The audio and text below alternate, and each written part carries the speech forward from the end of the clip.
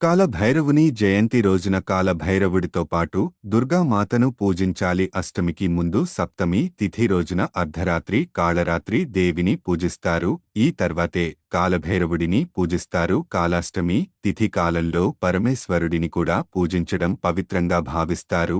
ఈ రోజున పూజలు చేసేవారు ఖచ్చితంగా ఉపవాసం ఉండాలి. ఉపవాసం ఉన్న భక్తులు రాత్రి జాగరణ కూడా చేయాలి. ఉపవాసం ఉండేవారు రాత్రి వేళ ఉపవాసాన్ని విరమించి పండ్లు మాత్రమే తీసుకోవాలి. ఆ మరుసటి రోజే తిరిగి కాలభైరవుని దర్శించిన తర్వాత భోజనం చేసి ఉపవాసాన్ని విరమించాలి. కాలభైరవాష్టమి రోజు కాలభైరవుని పూజించడం ద్వారా శత్రుభయం, అపమృత్యు భయం, రోగభయం తొలగిపోతాయని విశ్వాసం. తరచుగా పనులలో ఆటంకాలు ఎదురవుతుంటే కాలభైరవాష్టమి రోజు కాలభైరవుని భక్తి శ్రద్ధలతో పూజిస్తే ప్రతికూల శక్తులు తొలగి పనుల్లో సానుకూలత ఉంటుంది.